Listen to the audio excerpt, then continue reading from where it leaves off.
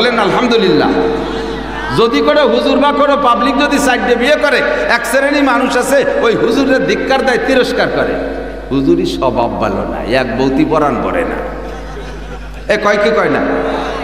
হুজুরির স্বভাব ভালো না, এক বৌতি পরাণ পড়ে না। ওনার স্বভাব বাড়ি ভালো, বিয়ে একটা হয়ে আর বিভিন্ন জায়গায় আগান বাগানে ধরা খাই বাড়ি খায়। তাহলে স্বভাব কার ভালো? হুজুর তো কোনো জায়গায় বাড়ি খালো না। স্ত্রী চারটে আছে, একটা অসুস্থ আরেকটার কাছে গেল, আরেকটা অসুস্থ আরেকটার কাছে গেল, এভাবে তার জীবনযাপন করতে থাকলো। আল্লাহর রহমতে কোনো জায়গায় আকাম করে ধরা পড়ে বাড়ি দড়ি খায় না। আর তুমি এক বউ নিয়ে বড় খুশি আছো, আর প্রায় প্রায় ধরা খাওয়ার 39 যুদ্ধ কাউন্সিলের সামনে তোমার বেটি চামড়া ঝুলি যাচ্ছে বাড়ির চেলায়। হুজুরির স্বভাব খারাপ হয়ে গেল। একাধিক বিয়ে করনেওয়ালাই স্বভাব ভালো মানুষ, কথা বলেন না কেন? একাধিক বিয়ে করনেওয়ালা মানুষই স্বভাব ভালো মানুষ। হয়তো বলতে পারেন হুজুর তাহলে আপনারা কয়টা এরিয়া আছেন, এমনও দরকার আসছে না বলে করতেছিলেন, লাগলি করবেন। তো জান্নাতীদেরকে আল্লাহ তাআলা এখন বলতে চাইছি, দুনিয়ায় যেমন একজন পুরুষের 4টে বিয়ে করার অনুমতি আছে কোরআনের দৃষ্টিতে, কিন্তু একজন মহিলা যত হ্যান্ডসাম হোক, তাসলিমা নাসরিনী না হোক না কেন, কয়জন পুরুষকে একসাথে ব্যবহার করা জায়েজ আছে? একজন স্বামী ব্যবহার করতে পারবে, ঠিক না? দুনিয়ায় যেমন একটা মহিলার জন্য একটা স্বামী তার ইজ্জতের কারণ, তার সম্মান ঠিক রাখে, আখেরাতে যাই একজন মহিলা একটা স্বামীতেই খুশি থাকবে। একাধিক স্বামী সে চাইবে না, একাধিক স্বামী চাইবে না। তাকে যে দুনিয়ার যে স্বামীটা, এটা যদি জান্নাতি হয় ওই স্বামী দেওয়া হবে। যদি তার স্বামী জান্নাতি না হয়, আল্লাহ তাআলা সেম সুরতের একটা স্বামী তাকে জান্নাতের মধ্যে দান করবে। তার একাধিক স্বামীর প্রয়োজন হবে না। আল্লাহু আকবার। এর নাম হলো জান্নাত। জান্নাতীদেরকে এভাবে সব নিয়ামত একটা একটা করে বুঝে দেওয়া হবে যে এই ইবাদতের এই প্রতিদান তুমি পাইছো। এরপরে জান্নাতীরা মনে মনে একটু দুশ্চিন্তা করবে যে আল্লাহ এত সুখ, এই কি কপালে সবে কিনা তা আল্লাহ জানে, নাকি 15-16 বছর পরে বা তুই টিউশনি যা লাগবে তা আল্লাহ জানে। এই টেনশনে জান্নাতীরা একটু মনক্ষুণ্ণ ভাব। ইতিমধ্যে আল্লাহ পাক রব্বুল আলামিন জান্নাত আর জাহান্নামের মাঝখানে একটা ফাঁকা জায়গা থাকবে। এই যে ওইগুলি আর এইগুলির মাঝখানে ওই যেখানে ফাঁকা না, ওই জায়গায় কেউ বসতেছে না। বাংলাদেশ আর ইন্ডিয়ার মাঝখানে খানিক ফাঁকা জায়গা আছে, ওই জায়গাটুকু বাংলাদেশেরও না ইন্ডিয়ারও না, ওটা নো ম্যানস ল্যান্ড, ওটুক কের না। তে নো ম্যানস ল্যান্ড বলে একটা জায়গা জান্নাত আর জাহান্নামের মাঝখানে থাকবে, তার নাম হলো আরাফ। এই আরাফ জান্নাতীদেরও না, জাহান্নামীদেরও না। জাহান্নামের ভিতর থেকে যাদের নামে জান্নাত বরাদ্দ হবে, পোড়া টোড়া খাইয়ে যাদের গুনাহ মাফ হওয়ার পরে জান্নাতে দেবে, দৈরেই 100টা জান্নাতে দেবে না, কিছুদিন ওই নো ম্যানস ল্যান্ডে রাখবে। ওই জায়গা রাখার পরে আস্তে আস্তে প্রসেসিং করে জান্নাতে পাঠাবে। তো এই আরাফে মাঝখানে একটা দুম্বার মতো একটা প্রাণী আল্লাহ তাআলা ফেরেশতার মাধ্যমে জবাই করাবে। ফেরে এই জান্নাতীরা বলবে রব্বানা মা যাবাতা বাইনা আইদিনা, আল্লাহ এটা কি জবাই করলে? আমরা তো জান্নাতের ভিতরে জান্নাতের গোশত খাচ্ছিলাম, এটি দিয়ে আবার জবাই করে এটা খাওয়াবা নাকি? আল্লাহ পাক বলবেন, ফেরেশতারা বলবেন, আল্লাহ পাক বলবেন মা কি বলা হয় যাবাহতু মাউতাকুম, এটা তোমাদের মরণকে জবাই করে দিছি। জবাই করলে যখন প্রাণী মারা যায়, এই তোমাদের মরণকে প্রাণীর রূপ দিয়ে জবাই করে দিছি। আল্লাহ এর অর্থ কি?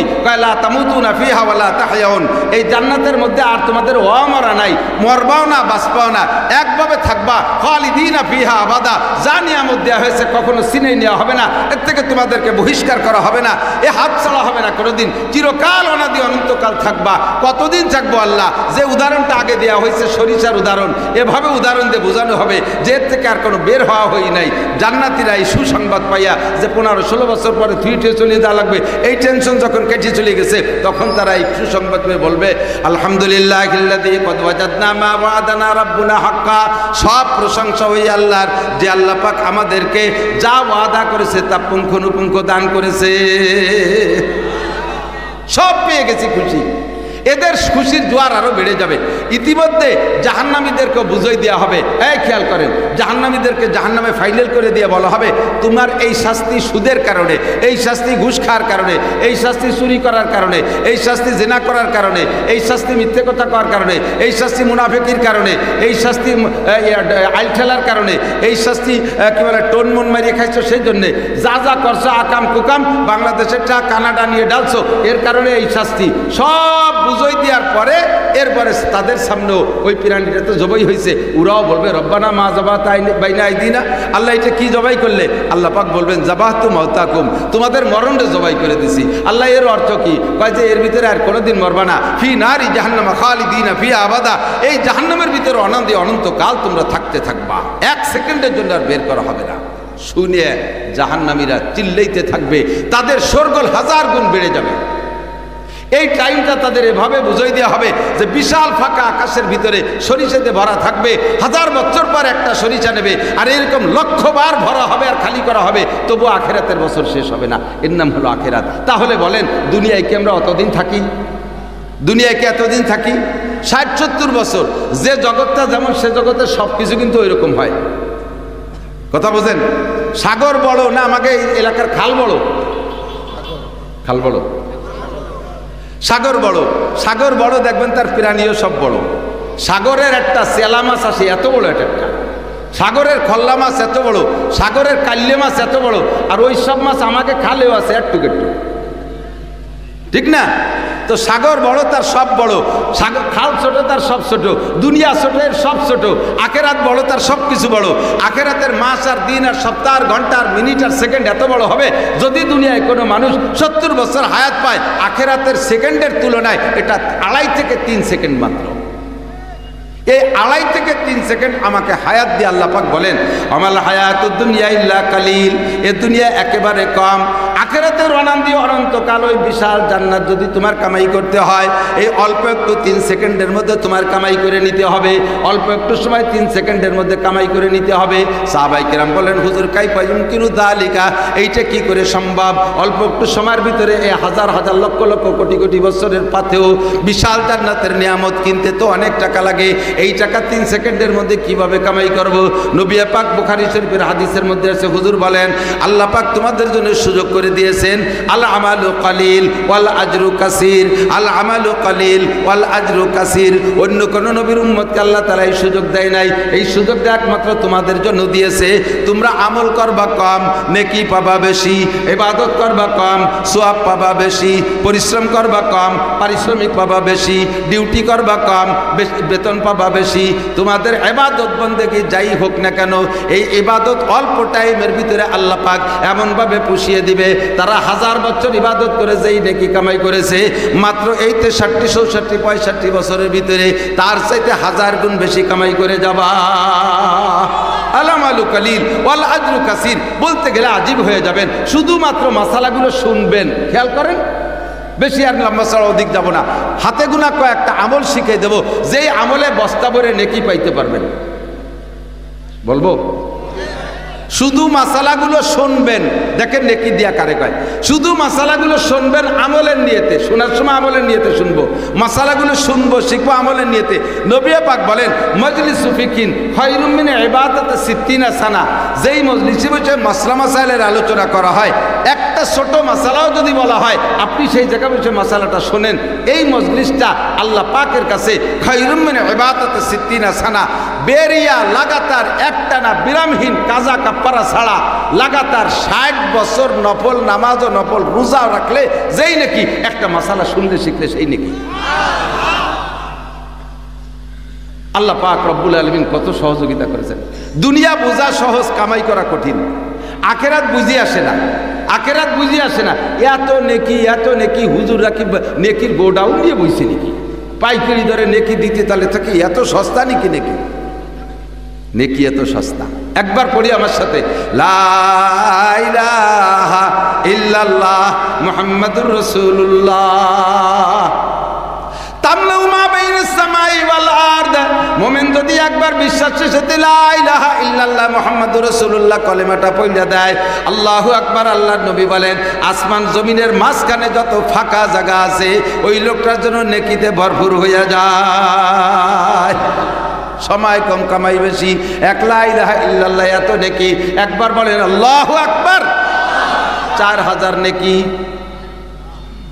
কয় হাজার? 4000 নেকি। 4000 টাকা কামাই করতে কয়দিন মাটি কাটা লাগে? 4000 টাকা কামাই করতে কয়দিন ব্যান চালানো লাগে? 4000 টাকা কামাই করতে কত পরিশ্রম করা লাগে, গায়ে খাটনি যারা খাটে কামাই করে কতক্ষণ। দুনিয়া বোঝা সহজ, এই তো এরপর এত টাকা এত টাকা, কিন্তু কামাই করতে দমের নাড়ি উল্টো বসতে বেরোয় যায়। আর আখেরাত বুঝতে কঠিন, নেকি মোটে মাথায় ধরেই না, কিন্তু ইনকাম করা একেবারে সহজ। আমার সাথে পড়েন, আলিফ লাম মিম। কোরআন শরীফের সূরা বাকারার প্রথম 3টে হরফ, 3 হরফে আপনাকে 3 10 কে 30টে নেকি দান করা হয়েছে। এ পড়তি একটু কোনো জায়গা ঘামে নাই, একেবারে সহজ, ঠিক ঠিক না? একবার যদি দুরূদ শরীফ পড়েন, নবী পাক বলেন মান সাল্লা আলাইহি মাররা সাল্লাল্লাহু আলাইহি আশারা মাররা, যে আমার উপরে একবার দুরূদ শরীফ পড়ে আল্লাহ পাক তার উপরে 10টা রহমত নাজিল করে। বলেন না সুবহানাল্লাহ। আল্লাহর রহমত মানে বস্তা বস্তা নেকি, আল্লাহর রহমানে ইহকাল পরকালে প্রশান্তি আর শান্তি ছাড়া আর কিছুই না। কথা বলুন ঠিক ঠিক না? আল্লাহু আকবার। ইবাদত করবেন কম, নেকি পাবেন বেশি। মসজিদে নামাজ পড়বেন না ঘরে নামাজ পড়বেন? নামাজ ঘরে পড়বেন না মসজিদে? দোকানে না মসজিদে? খেত খাবারে না মসজিদে? কেন পড়বেন? দুইটা কারণে পড়বেন। এক নম্বর হলো মসজিদে এক ওয়াক্ত নামাজ যদি জামাতে জামে মসজিদে পড়েন, ইমামের পিছনে জামে মসজিদে এক ওয়াক্ত নামাজ পড়েন, আপনাকে আল্লাহ পাক 527 ওয়াক্ত নামাজের নেকি দান করবে। নামাজ পড়বেন এক ওয়াক্ত, নেকি পাবেন 527 ওয়াক্তের।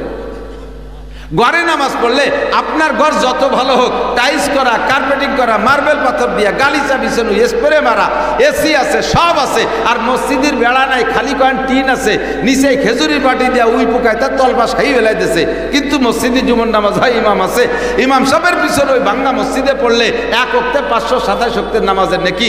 আপনার ঘরে দামি ঘরে পড়লে যদি কবুল হয় তাহলে এক ওয়াক্তের নেকি। বরঞ্চ হাদিসে আসছে, যে ব্যক্তি সুস্থ শরীরে মহল্লার মসজিদে নামাজ না পড়িয়া ঘরে নামাজ পড়ে, বাড়ি বসে থাকে, বাড়ি বসে নামাজ না পড়ে, মসজিদে না যায় সুস্থ শরীরে, লা তুকবালু সালাতু, তার নামাজ কবুলই হবে না। আর যদি কবুল হয় তাহলে এক ওয়াক্তের বিনিময়ে এক ওয়াক্তের নেকি পাইবেন, কিন্তু মসজিদে যে পড়লে 527 ওয়াক্তের নেকি পাবেন। যদি আল্লাহ ভাগ্য ভালো করে হেরেম শরীফের মসজিদে পড়তে পারেন, মক্কার মসজিদে, কাবার মসজিদে, আল্লাহু আকবার, এক ওয়াক্তের বিনিময়ে 1,27,000 ওয়াক্ত নামাজের নেকি।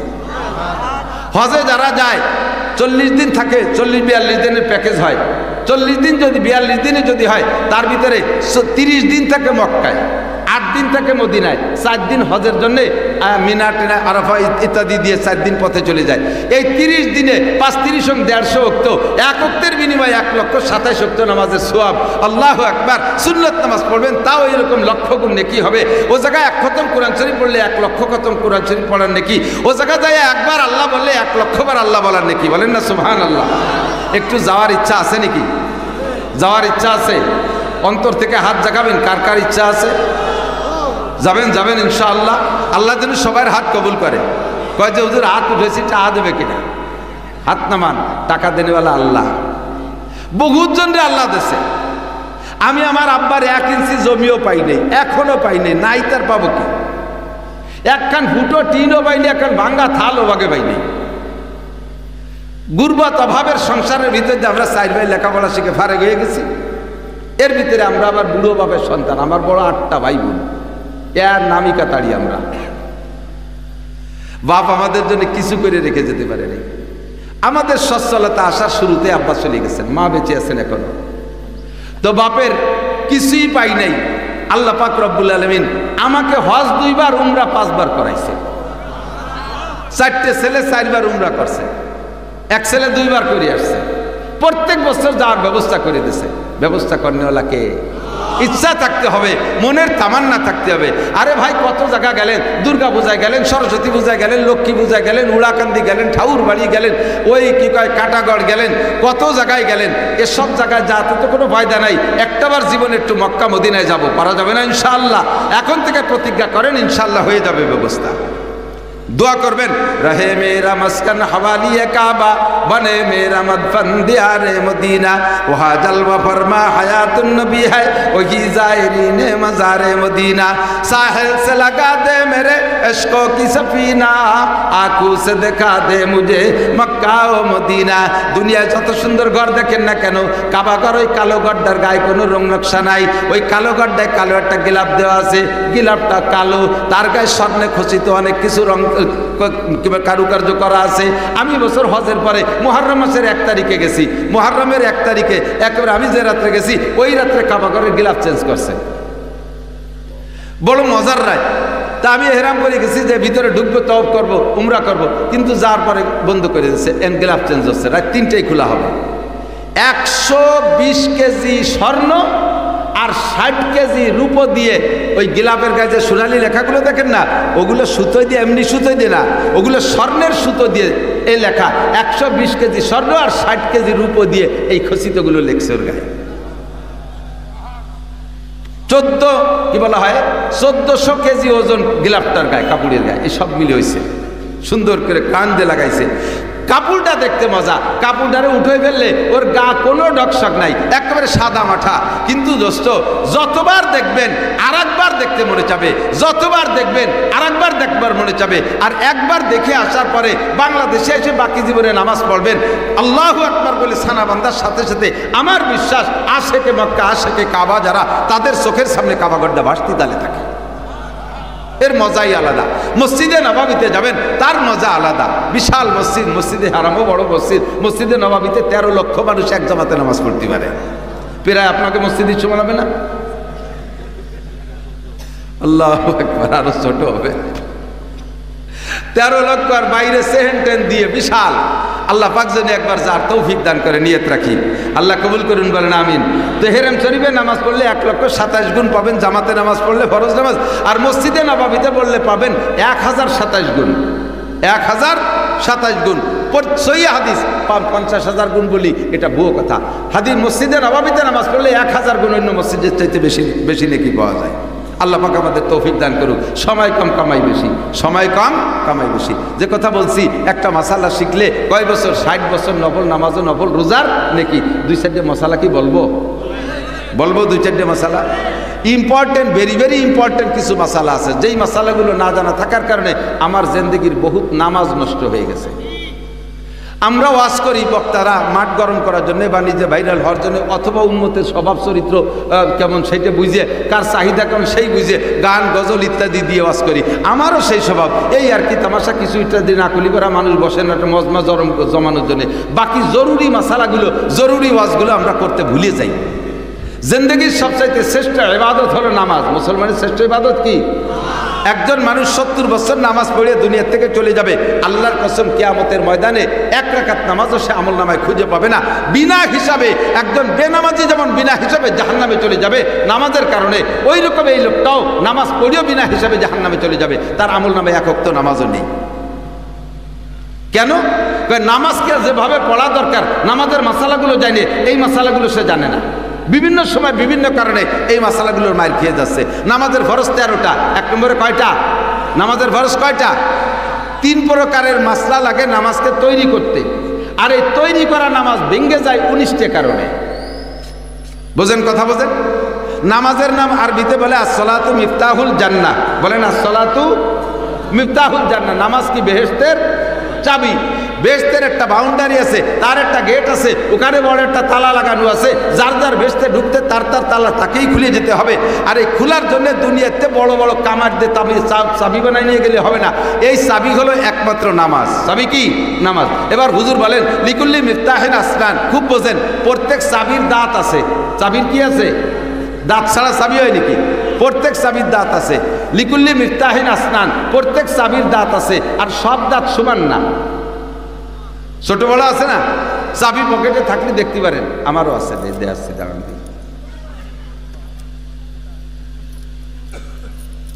এই যে চাবি আছে, দেন দাঁতের অবস্থাকে দূরিতে তো ভালোই দেখতে পাচ্ছেন না।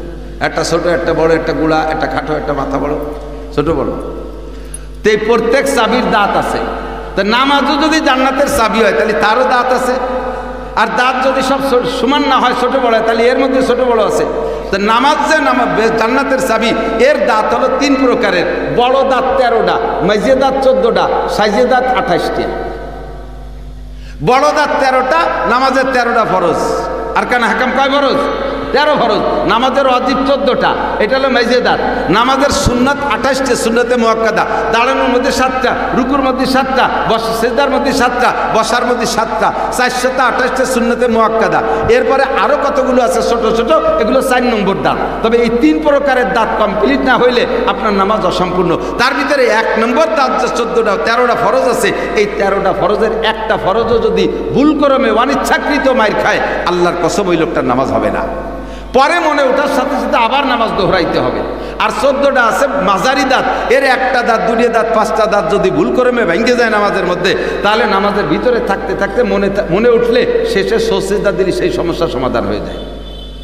আর সুন্নত যেগুলো আছে সব কটাও যদি ছুটে যায়, খেয়াল করেন, সুন্নত যেগুলো আছে সব কটাও যদি ছুটে যায় তবু সসিদাও দেওয়া লাগবে না, সসিদায় তার সমাধান করে না, তা নামাজকে দোহরানোও লাগবে না, তবে সুন্নত তরকের গুনাহ থেকে যাবে, সুন্নত তরকের গুনাহ থেকে যাবে। ফরজ আর ওয়াজিব হলো নামাজকে তৈরি করার জন্য। এর ভিতরে 1 নম্বর হলো এই নামাজের 13টা ফরজের 1 নম্বরে শরীর পাক, একটু বলেন আমার সাথে। 2 নম্বরে কাপড় পাক, 3 নম্বরে নামাজের জায়গা পাক, 4 নম্বরে সতর ডাকা, ঠিক কি ঠিক না? এই সাইডে নিয়ে একটু কথা বলি। 1 নম্বরে শরীর পাক। পুরুষরা যারা, আমরা সাবালেক পুরুষ যারা আছে, আমাদের পেশাব করার পরে অনেকে জায়গায় বসে পানি দিয়ে 2 আইটে চলে আসে, ডিলা ব্যবহার করে না। আহলে হাদিস ওয়ালারা বলে, হাদিসে আসছে, কোন হাদিসের ভিতরে নাই, বুখারী হাদিস, মুসলিম, তিরমিজি, কোন হাদিসের ভিতরে নাই যে নবী আলাইহিস সালাম পেশাবে ঢিলা ব্যবহার করছে। তো হাদিসে না পাইলে ওরা আমল করে না, কাজেই ঢিলার কথা যেহেতু হাদিসে নাই, বুখারী হাদিসে নাই, এই জন্য ঢিলা ব্যবহার করে না। আমি এ কথায় একমত পোষণ করে বললাম, হ্যাঁ সত্যি বুখারীর হাদিসের ভিতরে, মুসলিম শরীফের হাদিসের ভিতরে পেশাবে ঢিলা ব্যবহার করার কথা নাই, কিন্তু এ কথা তো কোরআন হাদিসের সব জায়গা আছে। নাপাক অবস্থায় নামাজ পড়বা না, আছে না নাই? নাপাক অবস্থায় নামাজ পড়া জায়েজ। শরীর পাক ফরজ কিনা, কাপড় পাক ফরজ কিনা? এখন শরীর পাক আর কাপড় পাক ব্যক্তি পার্থক্যের সবার পার্থক্য আছে। সবার শরীর পাক রাখার পদ্ধতি একরকম না। সৌদি আরবের মানুষ তারা শুকনো শুকনো খায়, বেশিরভাগ শুকনো খাবার খায়, তাদের শারীরিক অবস্থা ভিন্ন রকম, তাদের শরীর ভালো, পেশাব করতে গেলে একবারে বেরোয় যায়। আমার দেশেও 16, 18, 20, 22 বছরের যুবকরা পেশাব করলে দেখেন 7-8 হাত দূরে ছিটে যেয়ে চলে যায়, কলকলায় একবারে বারোয় চলে যায়। আর 80 বছরের বুড়ো পেশাব করতে গেলে নিচে দিয়ে সবটা ভিজে যায়, একটুও সেটে না। যুবকরা পেশাব করলে একবারে বেরোয় যায়, হাঁটা দেওয়ার পরে তাদের পড়ে বলে মনে হয় না, কিন্তু বুড়ো মানুষ পেশাব করার পরে 2-4 কদম 20 কদম হাঁটার পরও কেমন যেন তলপাটে কামড় দেয়, একটু সুর করে, আবার এসে পেশাবখানায় বসে নাড়াচাড়া করে কি করে না? শরীরের পার্থক্য এরকম ঘটে। পেশাবের পরে ঢিলা ব্যবহার করা নবী করেন নাই, ধরে নিলাম করে নাই, কিন্তু নবী বলেছেন অপবিত্র অবস্থায় নামাজে যাবা না। নবী আলাইহিস সালাম বাথরুমে যাইতেন, হাদিসে আছে, সহিহ হাদিস, 1 বদনা পানি নিয়ে যাইতেন, 3টে ঢিলা নিয়ে যাইতেন, বেশিরভাগ অধিকাংশ সময় 3টে ঢিলা নিয়ে যাইতেন, 1 বদনা পানি নিয়ে যাইতেন, এটা সহিহ হাদিসের বর্ণনা। এখন যারা বলে নবী পেশাবে ঢিলা ব্যবহার করে নাই আর হাদিসে না থাকলে ব্যবহার করবো না, হাদিসে যা আছে তাই ব্যবহার করব, তাহলে নবী বাথরুমে যাইতেন 1 বদনা পানি আর 3টে ঢিলা নিয়ে। এই সুন্নতের পর আপনি আমল করতে গেলে কয়দিন পারবেন? বাঙালিকে পেট আর পশ্চিমীকে পেট একরকম নাকি? আমরা সিঙ্গাড়া, পুরি, ভাজা, ছোলা মোলা খাইয়ে দিয়ে পেটের মধ্যে গড় করতে তালে থাকে, উঠে দাঁড়ানোর সাথে সাথে আষাঢ়িয়ে মেঘের মতো 2 ডাক দেয়, পায়খানায় যাওয়ার আগে 2 রান বেশি যায়। ওরে কি 1 বদনা পানি আর 3 কুলুক দিয়ে সাফ করা সম্ভব? ওর তো দমকল মেরে দিলেও সাফ হয় না। তাহলে এইবার তুমি হাদিসের পর আমল করে 1 বদনা পানি আর 3 কুলুক আমল করো, দেখো তোমার পাক করা যায় কিনা। এ সময় তুমি কি বলবা? এ সময় বলবো যে শরীর পাক করতে হবে, তাইতে ঢিলা যে কয়টা লাগে আর পানি যে কয় বদনা লাগে, ঠিক কিনা? এরকে বলে তাবিল। এর কি কয়? তাবিল বলে। কোরআন হাদিসে যা আছে হক্কানি উলামায়ে কিরামরা সেখান থেকে বুঝে উম্মতের প্রয়োজন সাপেক্ষে মশালা তৈরি করে। এটা তুমি উপরে ভাসমান যা আছে ওই ভাষা দেখে মশলা দিলে সব মশলা চালানো যাবে না, সব মশলার পর আমল করে পারা যাবে না। এবার আপনারা একটা গিলাস নেন, একটা বোতল নেন, বোতলের মুখ খুলে পানি টুক ফেলান, একবারে গড়গড় করে পড়ে যাবে, পড়ার পরে সোজা করেন, এরপরে কিছুক্ষণ উবুর করে রাখেন, দেখবেন 2-4 ফুট পড়বে। পড়ে কি পড়ে না? তো বোতলের মুখ কত বড়, পানি ভেলাই দেওয়ার পরে ফিরে আবার ঝুঁকি দিলে যদি 2-4 ফুট পড়ে, আপনি পেশাব করছেন তো অত বড় মুখ দিয়ে না, চিকন পাইপ দিয়ে হাঁটা দেওয়ার পরে এবার ধীরে ধীরে পিছনে থেকে 2-1 ফুটে আসতে পারে। এই পেশাব এসে গেল কোন জায়গায়? এটা শরীরই রাখবে আর কাপড়ই লাগবে। 1 নম্বরে শরীর নাপাক, 2 নম্বরে কাপড় নাপাক। নামাজের 13 ফরজের 2টে ফরজ মায়ের খেয়ে গেছে, আপনার বাকি যা যত সুন্দর করে আমল করেন কোনো নামাজ আপনার হয় নাই। কাজেই পুরুষরা বাধ্যতামূলক পেশাবে ঢিলা রাখবেন, পকেটে একটু ঢিলা রাখবেন। যুবক একজন মহব্বত করে মসজিদের সামনে আমারে জয় ধরছে, হুজুর আমি আপনার কঠিন ফ্যান, যেহেতু আজান দিয়েছে তাই ফ্যান ভাত একসাথে চল যাই, নামাজ পড়ি আসি। কয় যে হুজুর আজকে না শুক্রবার এতে পড়বানি। তা আজকে যাবি না কেন? কয় যে হুজুর আমার নিয়েন না মসজিদে নিলে আমার পিছনে 2-3 জনের নামাজ হবে না রে। এই প্যান্ট 7 দিন পরি, টাইট প্যান্ট, পেশাব করি একবারে ক্লিয়ার হয় না, আটা দেওয়ার পরে খানিক পড়ে, তো একই জায়গায় তো পড়ে। তো ডেলি 5-7-10 বার পেশাব করি এক জায়গায় 2-4 ফুটা হলে যদি পড়ে, তাহলে 7 দিন পর্যন্ত কি পরিমাণ পড়ছে আর শুয়েছে ও জায়গা সুসো মারা গন্ধ হয়ে গেছে।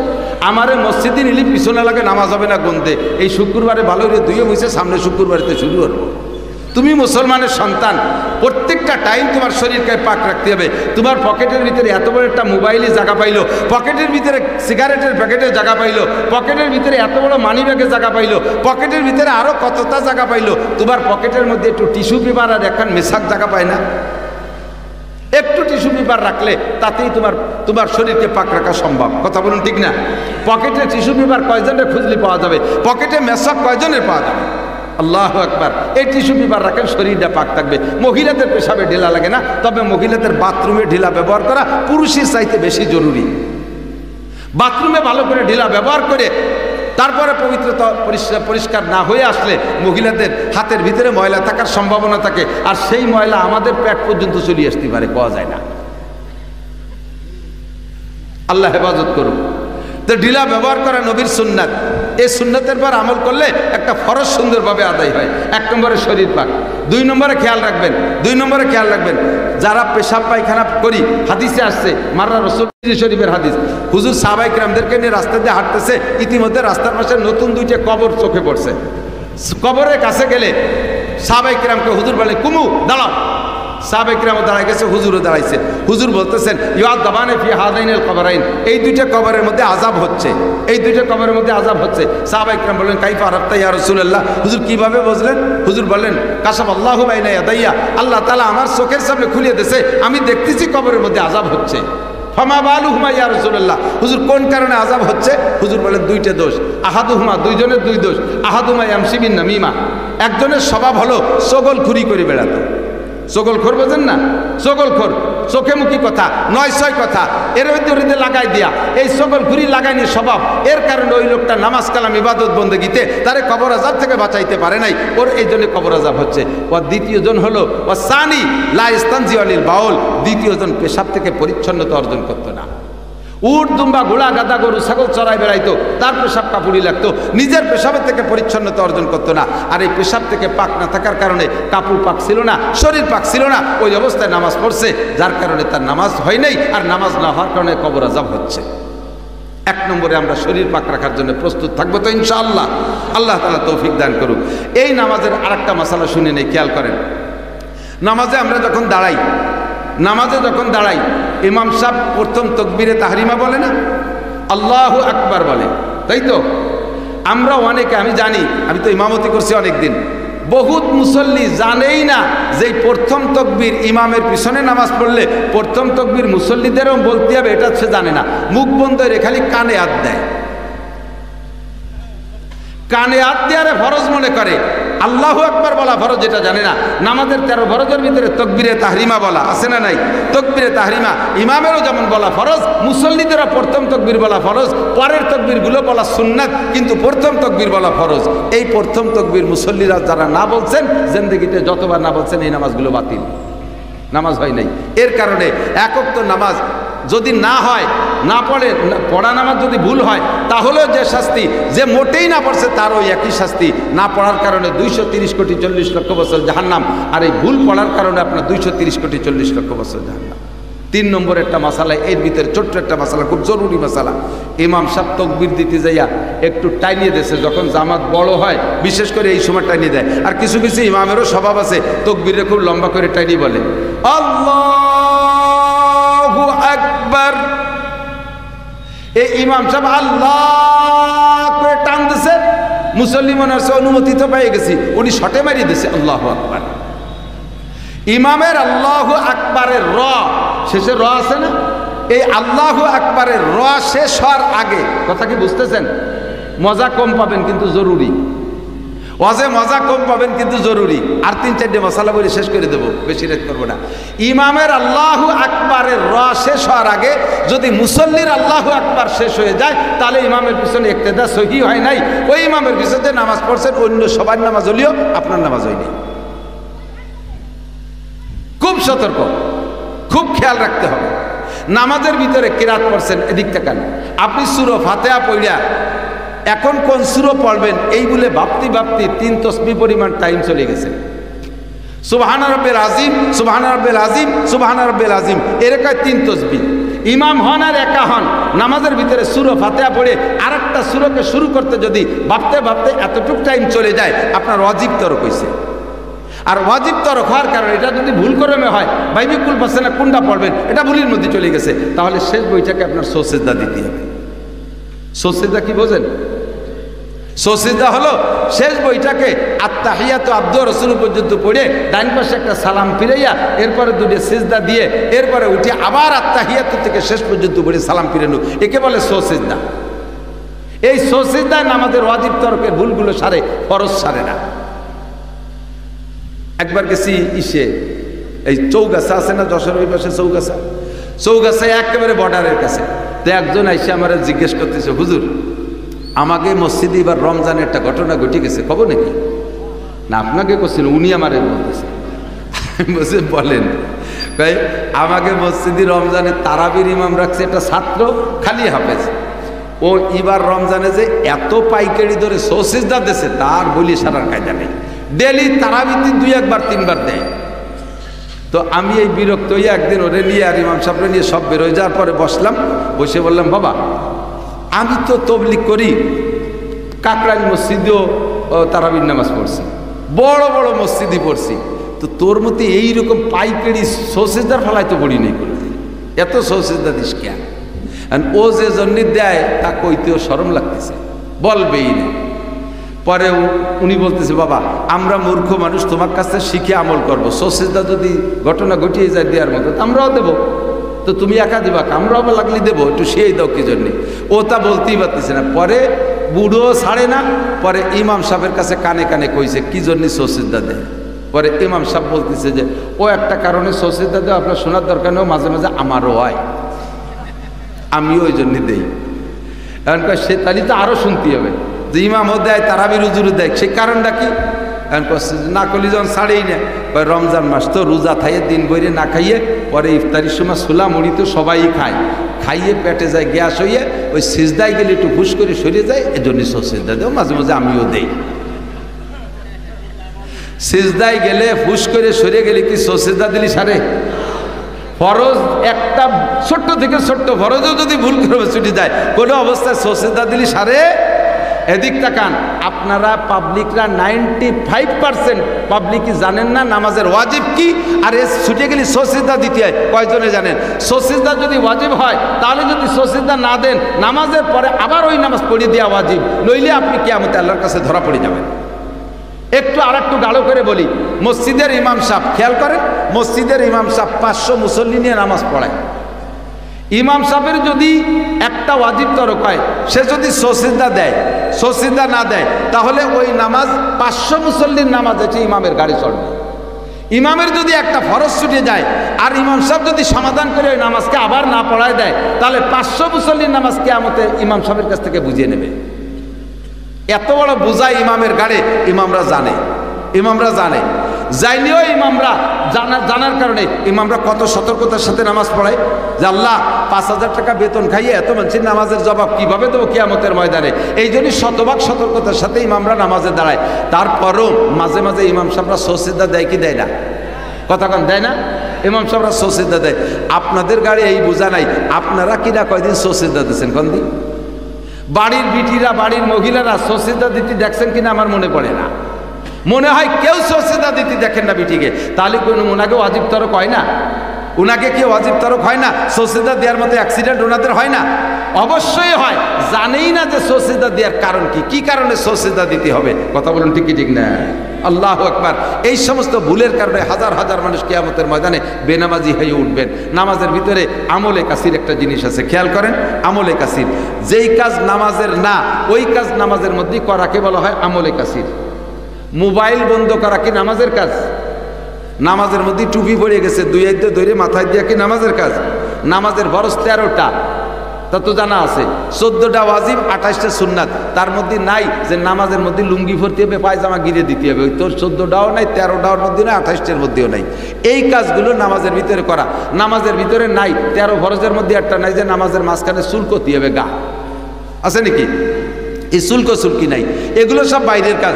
নামাজের মধ্যে এই কাজগুলো করলে নামাজ এরকম আমলে কাসির এর একটা পরিমাণ আছে। খেয়াল করেন, যেই কাজটা কোনো কাজ এমার্জেন্সি বেঁধে গেছে করা লাগতেছে, এমন এক জায়গা শুল্ক হচ্ছে না, শুল্ক হলে মোটে নামাজের কি রাতি ভর্তি হতেছি না, এ জায়গাটা শুল্কনুর অনুমতি আছে। পরিমাণ কতটুক? একবার টাইম লাগাবেন 3 বার তসবিহ পড়ার চাইতে কম টাইম, একটুক টাইম শুল্কবেন সুবহান রাব্বিল আযীম, সুবহান রাব্বিল আযীম, সুবহান রাব্বিল আযীম। এই 3 তসবিহ পরিমাণ যদি শুল্কন একবারে, তার আমলে কাসির নামাজ বাতিল। আপনি এই 2 তসবিহ পরিমাণের ভিতরে দ্রুত একটা শুল্কনি দিয়ে জায়গায় হাত নিয়ে আসতে হবে। একবার একটা ফরজের ভিতরে কয়বার? 2টা আমল, এরকম 2 বার শুল্কনি, কথার কথা শুল্কনি বলছি। এই 2 শুল্কনির মাঝখানে কমপক্ষে 3 আয়াত কোরআন শরীফ পড়ার পরিমাণ টাইম বিরত না দিয়ে একবার শুল্ক শেষ করে আবার হাত দিয়েছেন, আবার হাত দিয়েছেন, এইভাবে ঘন ঘন 2-3 বার করছেন, নামাজ বাতিল।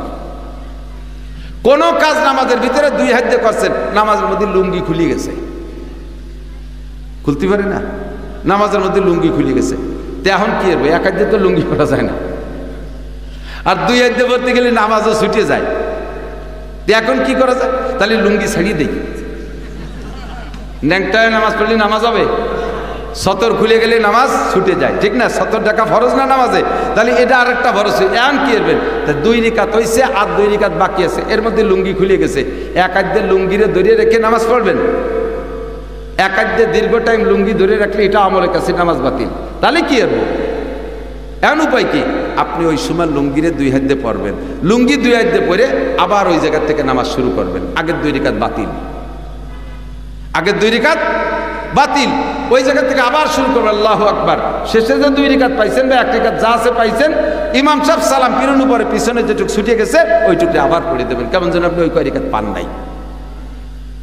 তবু আপনি ওইভাবে নিজে নিজে এই কাম করতে যাবেন না, নামাজ বাতিল। এইরকম বহুত আছে। নামাজের ভিতরে আত্মায়াতু পড়ছেন, 2 বৈঠকের নামাজ, 3 রিকাত বা 4 রিকাত ওয়ালা নামাজে 2 বৈঠক না, প্রথম বৈঠকে বসে আত্তাহিয়াতু শুরু করছেন, আর আত্তাহিয়াতু এমন সুন্দর মুখস্থ হয়ে গেছে সবাই পড়তে পড়তে, এখন আর আত্তাহিয়াতু দিয়ে খেয়াল করা লাগে না। আত্তাহিয়াতুর মুখের দায়িত্ব দিয়ে মাথা চলে যায় ব্যবসার মধ্যে, ব্যবসা বাণিজ্য ইত্যাদি করতেছেন, আর মহিয়া আত্তাহিয়াতু ভর্তি দাঁড়িয়েছে, ভর্তি ভর্তি ইন্না কান্তাল গফুরুর রহিম ঠেয়ে চলে গেছে। দুরূদ শরীফের খানিক খুঁড়িয়ে ফেলাইছেন, এখন জাকি মেরি উঠছে, আরে কপাল, আরো দিয়ে 1 রিকাত 2 রিকাত হয়েছে, এখন কি করবো? আর নিজে নিজে মশলা আবিষ্কার করছেন। কম তো আর পড়ি নেই, বেশি তো পড়ছি, লস হলে আমার হয়েছে, আল্লাহর তো লস হয়নি। স্বাভাবিকভাবে শেষে সালাম ফিরে দিয়েছেন, নামাজ অজিব তরক হয়েছে, আবার দোহরায় পড়তে হবে, পড়া অজিব। যদি এরকম হয় যে প্রথম বইটাকে আব্দু রসুলুর পরে দুরূদ শরীফের থেকে একটুক কমপক্ষে বেশি পড়ে ফেলেন, আল্লাহুম্মা সাল্লি আলা মুহাম্মদ, আল্লাহুম্মা সাল্লি আলা মুহাম্মদ, দুরূদ শরীফের থেকে যদি একটুকও বেশি পড়ে ফেলেন, তাহলে আপনার সজদা ওয়াজিব হয়ে গেছে, শেষ বইটাকে সজদা দিতে হবে, তাহলে নামাজ সম্পূর্ণ হলো। এই মাসালাগুলো জানা দরকার আছে না নাই? এর এক একটা মাসালার পর শুনলেন, এতে আপনি 60 বছর নফল নামাজ ও নফল রোজার নেকি পাইলেন। আর একটা মাসালা না বলে পারতেছেন, এদিক তাকান। অনেক সময় দেখি ইমাম সাহেব রুকুতি গেছে, ইমাম সাহেব রুকুতি যাই দেখছেন, ইমাম রুকুতি আছে, এই সময় আপনার কাজ কি কি বাকি রয়েছে? 1 নম্বরে ইন্নিয়া জাতু, 2 নম্বরে নাওয়াইতুয়ান, এরপরে দাঁড়াইয়া সানা বান্দা। এই 3টা করতে করতে কি ইমাম সাহেবকে আপনার জন্য দেরি করবে? এর একটা করতে করতেই তো ইমাম সাহেব উঠে যাবে। এখন আপনি কি করবেন? তা আপনার জানা আছে, সানা পড়তে হবে, জানাজা জায় নামাজের দোয়া পড়তে হবে, তারপরে নিয়ত নাওয়াইতুয়ান পড়তে হবে। এর নিয়ত না করলে তো নামাজ হয় না, নাওয়াইতুয়ান বাদ দিয়ে কি করে নামাজ হয়? এই সময় আপনার মাসালা হলো, আপনি নাওয়াইতুয়ানেরও দরকার নাই, ইন্নিয়া জাতেরও দরকার নাই, সানারও দরকার নাই। ইমামরে কোনো মতে রুকুতি পান নাকি দেখেন, ইমামরে রুকুতি পাইলে ওই রাকাতটা পেয়ে গেলেন। একবার যদি ইমাম সাহেবের সামি আল্লাহর সিন করার আগে আপনি সুবহান রাব্বিল আযীম একবার বলে শান্তি হবে। আপনি ইমাম সাহেব সামি আল্লাহর সা করার আগে একবার রুকুর মধ্যে সুবহান রাব্বিল আযীম বলে ফেলতে হবে, তাহলে রুকুটা পেয়ে গেলেন। আর ওই 1 রিকাতের দাম 527 রিকাত। একটু বলবেন না সুবহানাল্লাহ? যদি ইমাম সাহেব উঠে যায়, ওই রিকাতটা পাইলেন না, তাহলে এবার ওই রিকাতে একা একা পড়বেন, তখন 1 রিকাতে সওয়াব পাবেন। কাজেই রুকুটা ধরার চেষ্টা করবেন। এই রুকু ধরতে হলে আপনাকে সানা বাদ দিতে হবে, নিয়ত জাতু বাদ দিতে হবে, নাওয়াইতুয়ান বাদ দিতে হবে। করতে হবে কি কি? এটা শোনেন। যাইয়েই দাঁড়াইয়া আল্লাহু আকবার বলে একটা তাকবীরে তাহরিমা, এটা ফরজ। রুকুতি যার তাকবীর হলো সুন্নাত, রুকুর তাকবীর আল্লাহু আকবার মুখে যদি নাও বলেন তবুও অসুবিধে নাই, কিন্তু প্রথম তাকবীরটা, তবে এই প্রথম তাকবীরটা কি তাকবীরে তাহরিমা না রুকুর, এইটা ভাগ করার জন্য ওই জায়গায় দুইটা তাকবীর বলবেন। আল্লাহু আকবার সানায় হাত দিয়ে দ্রুত আল্লাহু আকবার বলে রুকুতে চলে যাবেন। ইমাম সাহেবকে যদি রুকুতি না পান, আপনি জাতি জাতি ইমাম সাহেব উঠে যাচ্ছে, রুকু পান নাই, সাথে সিজদায় গেলে যেতে পারেন, কিন্তু ওই রাকাতটা আবার পড়া লাগবে। অনেকটা দেখছি ইমাম সাহেব রুকুতে উঠে গেছে, সিজদার সাথে জড়িয়ে গেছে, যাই ওই রেখাতে পা মনে করে সেই রেখাতে আর পড়ে না, আপনার নামাজ হয়নি, আপনার অনেকটা দেখি। আর একটা মাসালা, মাগরিবের ফরজ নামাজ কয় রাকাত? 3 রাকাত, শেষ রাকাত পাইছে ইমামের সাথে, শেষ রাকাত পাইছে, তাহলে 1 রাকাত পাইয়া বসে গেছে ইমাম সাহেবের সাথে, সালাম ফিরে ইমাম সাহেব সালাম ফিরেছে, এখন আপনার আরো 2 রাকাত বাকি রয়েছে। এই 2 রাকাত পড়বেন কিভাবে? অনেকে মনে করে নিজে নিজে মাসলা আবিষ্কার করে, আল্লাহ 3 রাকাতে 2 বৈঠক পাবে, তার 1 বৈঠক তো দিছি, আর 2 রাকাতে একবারে পড়ে শেষ বৈঠক দিয়ে দিই। আপনাকে এখানে মাসালা হলো, যদি ইমামের পিছনে শেষ রাকাত পান, তাহলে ইমাম সাহেবের কাছ থেকে সালাম ফিরানোর পরে উঠে যাইয়া প্রত্যেক রাকাতে বসতে হবে, প্রত্যেক রাকাতে বসতে হবে।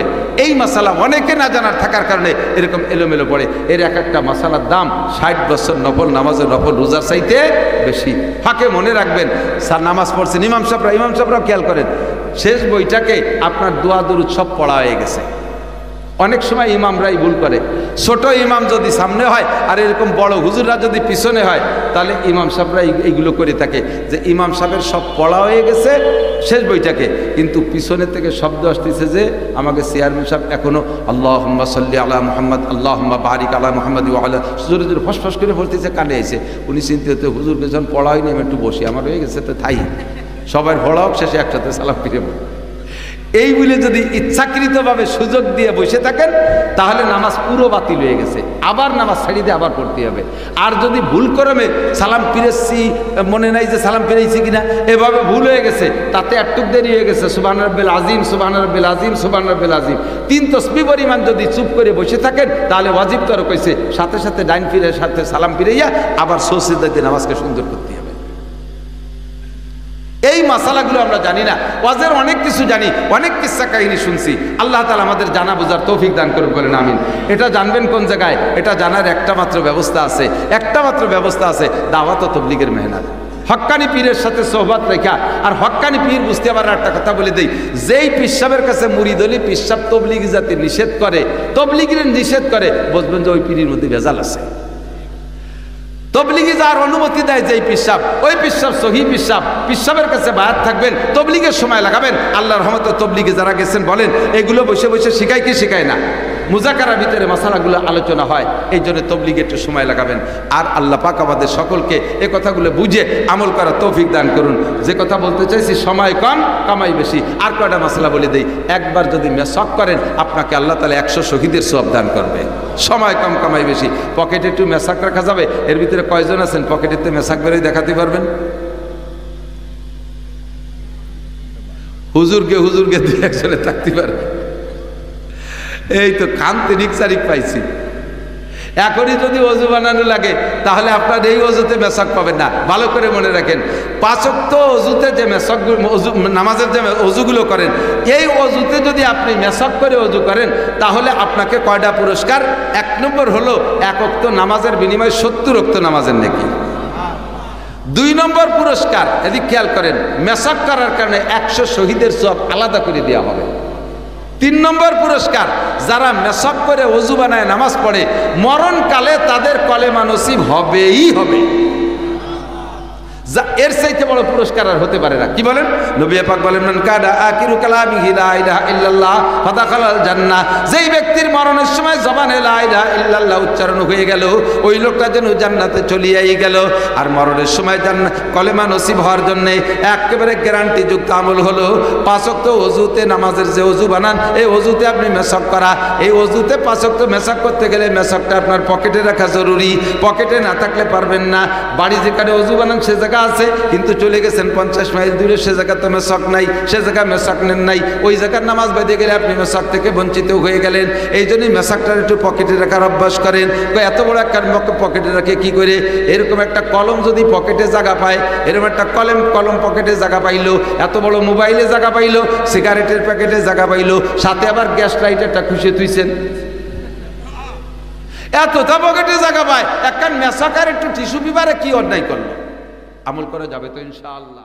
সুখ তৈলে আসা লাগতো, ঠিক না? আর এখন হুটে পড়ে কেজি কিন্ডার কান্ডেল আল্লাহ না, চিঠি কেন মোবাইলের ব্যাটের মধ্যে কি আছে তাও বোঝে। মাত্র 30-40 বছরের ভিতরে এত ব্যবধান যদি হয়, 1400 বছর আগে জগতের অবস্থা কেমন ছিল? সেই মূর্খ আর বর্বরদের মধ্যে আল্লাহ পাক কোরআনে কারিম নাজিল করেছে। সেই জামানায়ও কোরআন যেমন চলতো, এখন সারা পৃথিবীর শিক্ষার শীর্ষে চলে গেছে। যারা এই মানুষ এখন মহাকাশে ঘোরে, মঙ্গল গ্রহে যায়, চাঁদের দেশে যায়, কম্পিউটার বানায়, এমন আগ্নেয়াস্ত্র বানায়, এই জায়গায় বসে ছেড়ে দিলে সারা পৃথিবী লয় হয়ে যায়, এমন আবিষ্কার করা শিখেছে। এত বড় পণ্ডিতদের মধ্যে কোরআন শরীফ সেই সময়ে যেমন চলতো এখনো তেমনই চলে। আরো 50,000 বছর যদি দুনিয়া থাকে তাও কোরআন শরীফ একই রকম চলবে। একটা আয়াত পাল্টাপাল্টি রদবদলের দরকার হবে। যদি কেউ কয় যে এই আয়াতটা এই জামানায় চলে না, এটা একটু পাল্টায় লেখলি কিরম হয়, তাহলে বুঝতে হবে যে ওর মাথায় জামানায় চলে না, ঠিক না? তোমার যুক্তি হিসাব করে আল্লাহ তাআলা সবকিছু বানালে তুমিও চলতে পারতে না। গাছতলা বইছে বট গাছতলা, এই যে জ্ঞানাসুর বাজারের বড় বট গাছতলা, সরের দিক তাকায় দেখে যে 1.5 হাত লম্বা একটা কুমড়ো গাছে 1.5 মণ এক কুমড়ো, আর বট গাছের মাথায় একটুক লাল লাল বট। আল্লাহরে অভিযোগ করছে, আল্লাহ তোমার সব কিছু বলে সুন্দর, তুমি কইছো তাবারাকাল্লাযী বিয়াদিহিল মুলকু ওয়া হুয়া আলা কুল্লি শাইইন কাদির আল্লাযী খালাকাল মাউতা ওয়াল হায়াতা লিয়াবলুয়াকুম আইয়ুকুম আহসানু আমালা ওয়া হুয়াল আজিজুল গফুর আল্লাযী খালাকা সাবআ সামাওয়াতিন তিবাকা মা তারা ফি খালকির রহমানি মিন তাফাউত। আমার সৃষ্টির মধ্যে কোনো বৈষম্য দেখবা না, আমার সৃষ্টি সব নিপুণ, কোনো জায়গা কোনো ত্রুটি খুঁজে পাবা না। ফারজিল বাসরা হাল তারা মিন ফুতুর, যা তোর 14 গোষ্ঠী নিয়া আমেরিকা থেকে জাপান পর্যন্ত বিশ্বের সারাটা দুনিয়া তুই ভ্রমণ করে আয়। সুম্মারজিল বাসরা কাররাতাইনি ইয়ানকালিব ইলাইকাল বাসারু খাসিয়া ওয়া হুয়া হাসির। সারা দুনিয়া 2 বার 5 বার 50 বার ঘুরবি, কোনো জায়গা যাররা পরিমাণ ত্রুটি খুঁজে পাবি না। কতক্ষণ ঠিক না?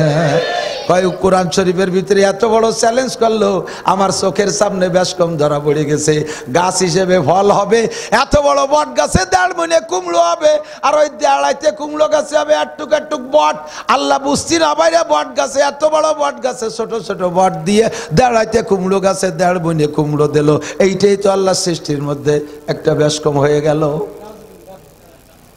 কতি না কতি বট দুইটা ছুটিয়ে নাহের পর পড়ছে, উঠিয়ে লাভ দেখো লা ইলাহা ইল্লাল্লাহ মুহাম্মাদুর রাসূলুল্লাহ।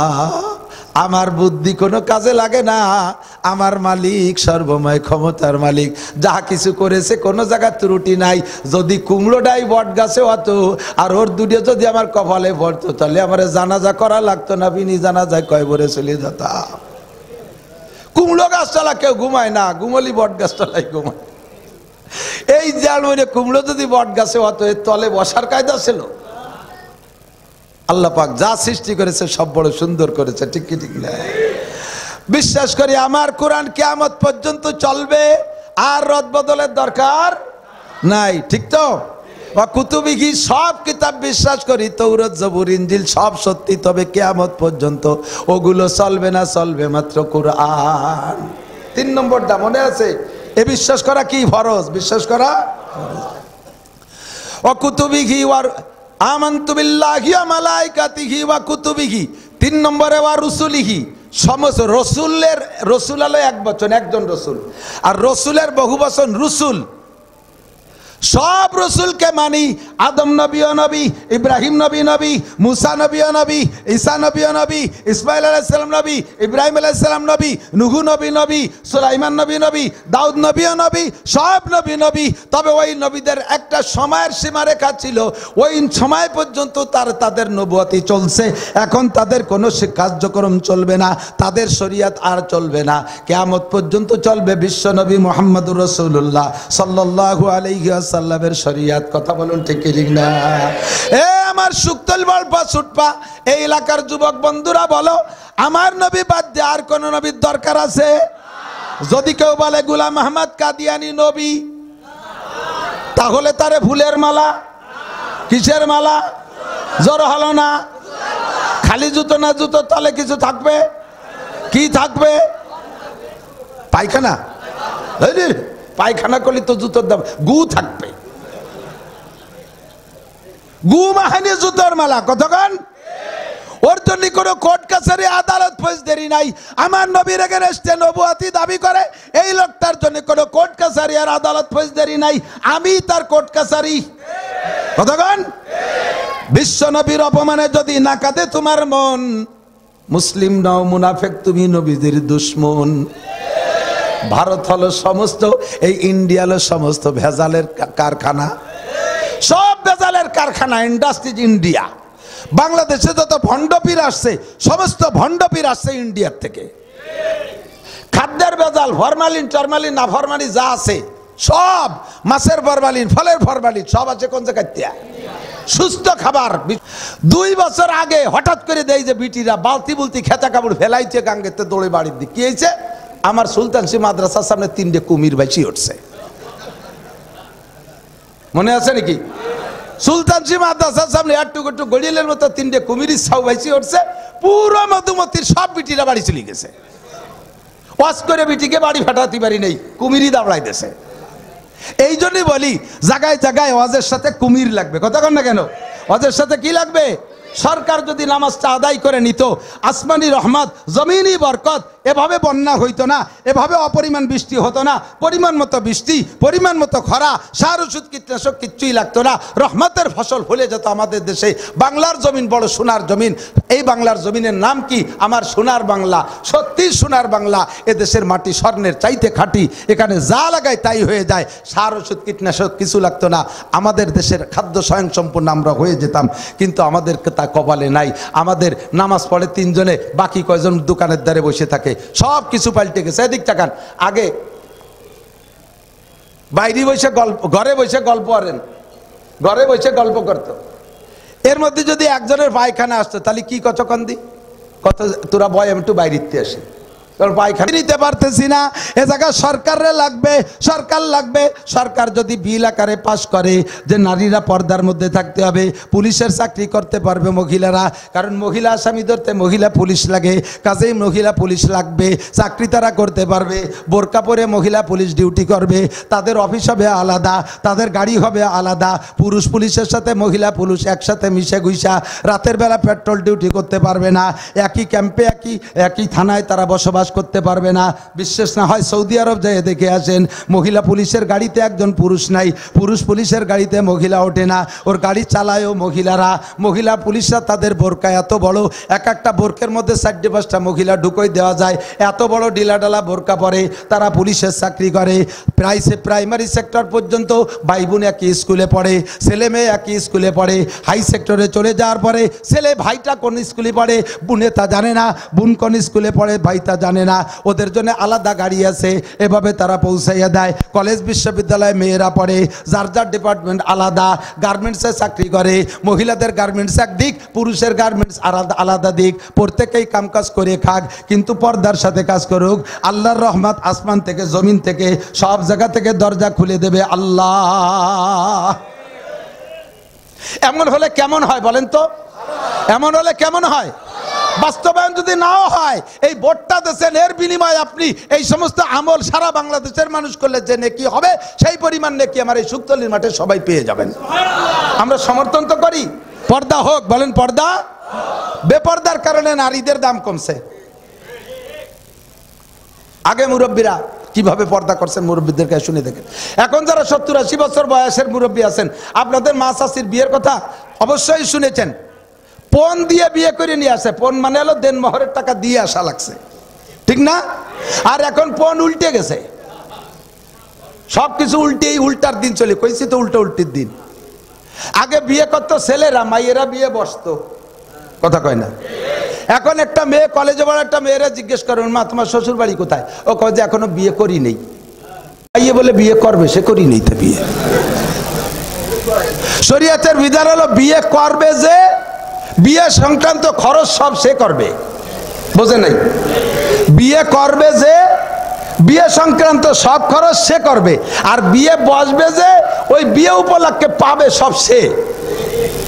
তো আগে মেয়েরা বিয়ে বসতো, এই জন্য ছেলের পক্ষ থেকে সবই মেয়ে বাড়ি পাইতো, দেনমোহরের টাকা নগদ পাইতো, সম্মান পাইতো, তারপরে আরো কত কিছু দিয়ে সেই মাইয়েরে আনা লাগতো।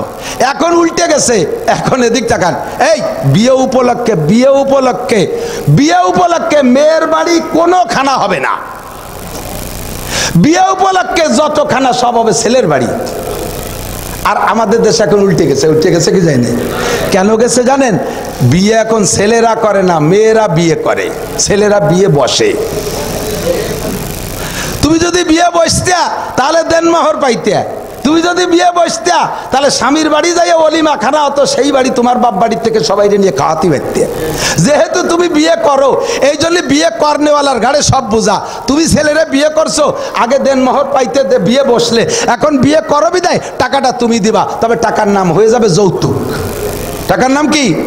মেয়েতে বিয়ে করছে, দাও টাকা দাও, বিয়ে যে করবে টাকা সে দেবে। তুমি বিয়ে করছো যেহেতু ছেলেটারে টাকা দাও, টাকার নাম যৌতুক। আগে ছেলেরা বিয়ে করতো, বাপের ছেলেরা বউ বাড়ি নিয়ে, বাড়ি যে খানা হতো তার নাম ছিল অলিমা, অলিমা খানু সুন্নাত। আর এই যে বরযাত্রী খায়, এটা সম্পূর্ণ শরীয়তের খেলাফ কাম, বরযাত্রী শরীয়ত না। এখন মেয়েরা বিয়ে করে, তাই খাওয়া ডুনো তোমার বাড়ি দাও, সব উল্টে পাল্টে গেছে। আল্লাহ, যদি মেয়েরা পর্দার ভিতরে থাকতো, এভাবে অ্যাভেলেবেল চোখের সামনে না পড়তো, তাহলে তাদের লাভ হইতো কি? সব মেয়েরা ঘরের ভিতরে, যুবকরা মেয়ে দেখতেছে না, যে মেয়েটারে বিয়ে উপলক্ষে দেখতে যাবে মনে করবে যে এইটাই সবচাইতে সুন্দর, এ থুয়ে গেলি আর পাবো না। ও দেখে কাজ, আব্বা আমি চাই তুমি বল কাকারে নিয়ে এসো, আর জায়গা আনবা আনো, গাই বেশি টাকা নিয়ে এসো, এ থুয়ে গেলি পাবো না। আর এখন হাজার হাজার লাখ লাখ রাস্তাঘাটে দেখতেছে বিদায় পছন্দ হয় না, পছন্দ হয় না, পছন্দ হয় না, বিয়ে করে আর ছাড়ে, বিয়ে করে আর ছাড়ে। এই যে মহিলাদের বেদামি বানাইছে, মহিলাদেরকে দাম কমাইছে, এটা পুরুষে নাই, মহিলারা নিজেরা নিজেদের দাম কমাইছে। কথা বলেন ঠিক না? এই জায়গা মহিলাদেরকে দামি বানানোর জন্য আমি সরকারের সহযোগিতা চাই, জাতীয় সংসদ থেকে পর্দাটাকে বিল আকারে পাশ করে বাস্তবায়ন করেন। যদি একটা মাস 40টা দিন সমস্ত নারীরা 100% পর্দা করে, 40টা দিন বাংলার সমস্ত সাবালেক পুরুষরা নারীরা নামাজ পড়ে, 40 দিনের ভিতরে খুদার রহমত বাংলাদেশের ভিতরে বেশ কম দেখবেনই দেখবেন, আল্লাহর আলাদা রহমত আপনারা পাবেন, আমি চ্যালেঞ্জ করে বললাম। 3 নম্বর দাবি হলো, 3 নম্বর দাবি, এদিক তাকান, 3 নম্বর দাবি হলো জাকাতটা বিল আকারে পাশ করা হোক। জাকাত, জাকাত, জাকাত। বড় লোকরা কোটি কোটি টাকা, আরে মিয়া বলে থাকি মাঝে মাঝে, হারামে আরাম নাই। লক্ষ লক্ষ টাকা শেখ হাসিনার চোখে ধুলা দিয়া এক শ্রেণীর নেতারা খাইয়া আজকে নেত্রীরে বিপদে ফেলাইছে। কথা কোন ঠিক না? এই কোটি কোটি টাকার যদি জাকাত দিতে আর এভাবে হারাম না খাইতে, এখন সব ফেলাই টেলাই ধুয়ে যাইয়া জেলখানার মধ্যে তসবিহ টিপা লাগতো না। এক নেতা, বাংলাদেশের বড় এক নেতা, প্রত্যেক মাসের 1 তারিখে তার টাকার থেকে 80,000 কর্মচারীরে বেতন দেয়া চলে, এখনো চলতেছে। 80,000 কর্মচারীরে তার টাকা দিয়ে বেতন দিচ্ছে। কর্মচারীর ভিতরে 4 লাখ 5 লাখ টাকা বেতনেরও কর্মচারী আছে, 50, 30, 10, 20, 30 বিভিন্ন রকমের। অথচ এত টাকার মালিক হইয়া সে জেলখানার ভিতরে একটা ট্যাবলেট কিনে খাওয়ার পয়সা পাচ্ছে না। টাকারে যদি হালালভাবে উপার্জন করতেন, টাকা এইরকম বেঈমানি করতো না। কথা বলেন ঠিক না? টাকার সাথে যদি সদ্ব্যবহার করতেন, জাকাতটা ঠিক মতো বুঝে দিতেন, তাহলে টাকায় বেঈমানি করতো না, টাকা আপনাকে বাঁচাই নিয়ে যাইতো। 40 ভাগের 1 ভাগ জাকাত দিলে আজ থেকে কমপক্ষে 25 থেকে 27 বছর আগের একটা সংবাদ আপনাদেরকে আমি শুনাই। আমি তারাইল বুকরে মাদ্রাসায় পড়াইতাম, গেছি রমজান মাসে ঢাকায় কালেকশন করতে, সে জায়গায় যাই একটা ইনকিলাব পত্রিকা পাইলাম, ওর ভিতরে জাকাত বিষয়ের আলোচনা। তো লেখছে ওর ভিতরে যে বিবৃতি যিনি লিখছেন উনি লিখছেন যে আজকে এই মুহূর্তে যদি বাংলাদেশের যত ব্যাংক আছে, ব্যাংকে বড় লোকদের যে টাকাটা জমা আছে ব্যাংকে যে হিসাবটা, এই টাকারই শুধুমাত্র যদি জাকাত বের করা হয়, বাকি জাকাত শুধু ব্যাংকের টাকা না, ব্যবসার মধ্যে টাকা আছে তারও জাকাত দিতে হবে, বাড়ি টাকা আছে তারও জাকাত দিতে হবে, এই সব টাকারই জাকাত দিতে হয়। কিন্তু শুধু ব্যাংকের টাকাটার জাকাত যদি বের করা হয় 40 ভাগের 1 ভাগ, তাহলে 25 বছর আগের কথা বলছি, 25 বা 27 হবে, সেই সময় উনি হিসেব বের করছে যদি ব্যাংকের টাকার জাকাত বের করা হয় 40 ভাগের 1 ভাগে জাকাত আসবে 64,000 কোটি টাকা। সেই সময় বাংলাদেশের বরাদ্দ ছিল 50,000 কোটি টাকা, অর্থ বাজেট ছিল মাত্র 50,000 কোটি টাকা, আর সেই সময় জাকাতে আসে 64,000 কোটি টাকা। এর মানে বন্টন করেন 64,000 কোটি টাকা হইলে 64 জেলায় 64,000 কোটি টাকা। আমার গোপালগঞ্জে 5 থানায় 1,000 কোটি টাকা। 1,000 কোটি টাকা যদি 5 থানা হয় তাহলে এক থানায় 200 কোটি টাকা। 200 কোটি টাকা যদি থানায় বন্টন হয় তাহলে আমাদের গোপালগঞ্জে আছে 20টা ইউনিয়ন, 22টা ইউনিয়ন আছে, 22টা ইউনিয়নে 18 কোটি টাকা করে পাবে একাক ইউনিয়ন। একাক ইউনিয়নে সরকারি যত বাজেট বরাদ্দ আছে তার সাথে যদি 18 কোটি টাকা বন্টন করা হয়, গরিব মিসকিন এতিম অসহায় কাঙ্গাল দুঃখিনী বিধবাদের ভিতর দিয়া আমার বিশ্বাস ব্যারাক অ্যাডামস কারিতাস বিআরডিবি স্বনির্ভর জাগরণী চক্র আশা প্রশিকা যারাই বাড়ি বাড়ি টাকা দিয়ে বেড়াচ্ছে কোনো টাকা পাবলিকই নিত না, গরিবদের চাহিদায় জাকাতের টাকাই পূর্ণ হয়ে যেত। কথা বলেন ঠিক ঠিক না? আর বাংলাদেশটা শান্তির বাংলাদেশ হইতো, এই টাকা স্বাভাবিকভাবে দিচ্ছে না, আল্লাহ পাক এখন যে কোনো কায়দায় আদায় করে নিচ্ছে। টাকার স্বভাব এরকমই, হারাম ঢোকে রাইফেলের গুলির মতো, হারাম ঢোকে রাইফেলে। মুরব্বীরা কন পাকিস্তান বাংলাদেশ স্বাধীনতা যুদ্ধ যারা দেখছেন তারা বলতে পারবেন, আমি দেখছি তা আমার মনে নেই, সে সময় 1-1.5 বছর বয়স, যা শুনছি পরবর্তীতে রাইফেলের গুলি ভিতরে ঢোকে জটটুক, পিছন থেকে অটটুক বেরোয়, কটটুক বুগলা খানিক দিয়ে বেরোয় না। যত হারাম টাকা আছে সমস্ত হারামের স্বভাব রাইফেলের গুলির মতো, টাকা যে কয়টা ওই কয়টা ঢোকবে, পিছন দিয়ে বেরোয় নিয়ে যাবে বস্তা ধরিয়ে। কিডনি নিয়ে বেরোবে, বাল্ব নিয়ে বেরোবে, হার্ট নিয়ে বেরোবে, লাঞ্চ নিয়ে বেরোবে, পাকস্থলী নিয়ে বেরোবে, ব্রেন স্ট্রোক নিয়ে বেরোবে, ডায়াবেটিস নিয়ে বেরোবে, বউ ছেলে মেয়ে নিয়ে বেরোবে, ইন্ডাস্ট্রি কলকারখানা নিয়ে বেরোবে। একেবারে তাজা খবর, তখন প্রথমেই আমাকে বিশ্ব রোড হয়েছে শেখ হাসিনার আগের আমলে।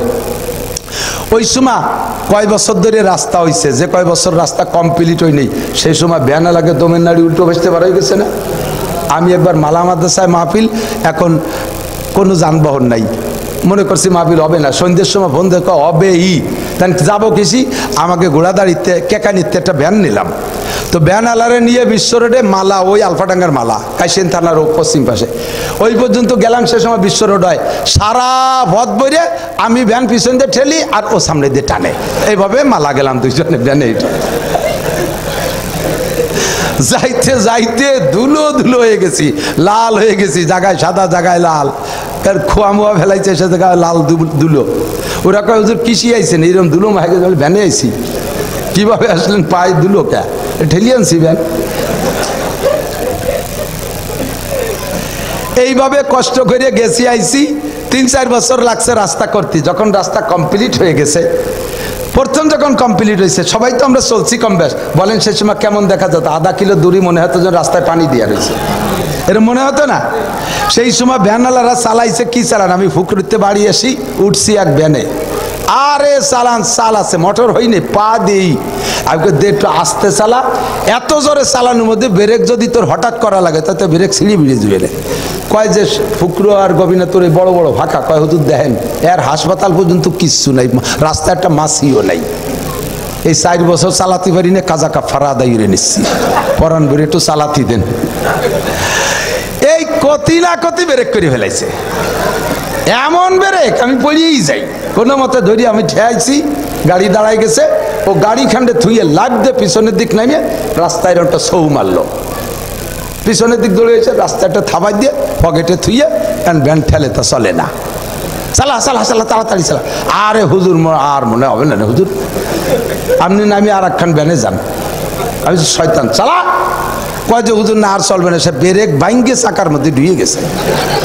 তো তুই এইরকম জোরে ব্রেক কেন করলি? আমি তো আগেই কইছিলাম, কেন ব্রেক করলি তুই? লাভ দিয়ে নামলি কা, পিছনের দিক দৌড় দিলি কা, কি দৌড়লি তাই কদি যে 10টা টাকা ফেলানো, চিন্তা হলাম যে কেউ না কেউ তো নেবে, তাই আনতি যে কি যে সর্বনাশটা হয়েছে।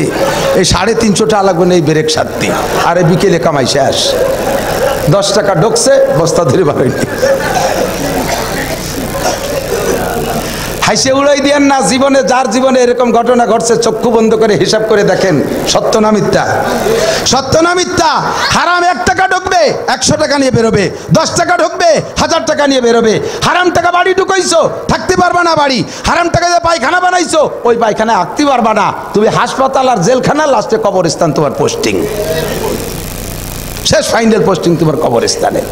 আল্লাহর ঘর মসজিদের কাজ বাকি রয়েছে, আর বাড়ি 5 লাখ টাকা দিয়ে পায়খানা বানাও। ও পায়খানায় তোর আঁকতে দিচ্ছি না, যেমন হচ্ছিস তা না। কতক্ষণ জায়গা মতো কাজে লাগাইতে হবে। তো মানুষে বুঝতেছে না, আমরা ওয়াজ করি তা বোঝেই না। তো শরিয়াতে কি বলা হয়, সরকারের কাছে দাবি করলাম জাকাতটা বিল আকারে পাশ কইরা, এই জাকাত যথাযথ আদায় করেন। ইনকাম ট্যাক্সে জাকাত আদায় হয় না, বিলটা পাশ করে আর জাকাত আদায় করে আমানতদার, দিনদার, আল্লাহওয়ালা, আল্লাহর প্রতি বিশ্বাস আর আখিরাতের প্রতি যার ভয় আছে, মাল্লাম ইয়াখাফিল্লাহ লাম ইয়াখাফিন নাস, যে আল্লাহরে ভয় পায় না সে মানুষকেও ভয় পায় না। কথা বলেন না কেন? যে আল্লাহরে ভয় পায় না সে মানুষে, আল্লাহরে ভয় পায় না বিদায় নামাজ পড়ে না, আল্লাহরে ভয় পায় না দাড়ি রাখে না, আল্লাহরে ভয় পায় না সে রোজা রাখে না, আল্লাহরে ভয় পায় না জাকাত দেয় না। কাজেই ওই লোকটা আল্লাহরে ভয় পায় না, মানুষের হক মারিয়ে খাতিয়ে সে ভয় পাবে না। এই রকম বেঈমানদের কাছে দিয়েন না। তালি গুরবা মিরো সাগজিরো মুসের আদার বাকুনাত ই দুনিয়ার কানে দৌলত মুলকে রাবি রাকুনাত, আমানতদার মানুষের কাছে দেবেন। বিলের কাছে যদি ভাজা মাছ পাহারা দিতে দেন, থাকবে? কাটা মাথা সব খেয়ে ফেলাবে না? ইঁদুরির কাছে যদি কনজে আমি একটু পায়খানা এতেছি, তো এই চালির বস্তার দিক খেয়াল রাখিস, তো খেয়াল রাখবে না? ও আন্ডারগ্রাউন্ডে বাংকার খুঁজছে তল দিয়ে সব নিয়ে যাবে না? কতক্ষণ? কুত্তর কাছে যদি কনজে যে গোসের আড়ির দিক খেয়াল রাখিস, আমি একটু বাড়িতে আসি, থাকবে? তাহলে যার কাছে দিলি থাকবে না, তার কাছে দিয়েন না। আমরা যারা হজে যাই, হাজি সাহেবরা থাকলে বলেন, হাজি সাহেব হাজি আছেন নাকি? হাজি হাজি হাজি মাশাআল্লাহ, 2-4 জন হলে সাক্ষী যথেষ্ট। কুরবানি করছেন না হজে?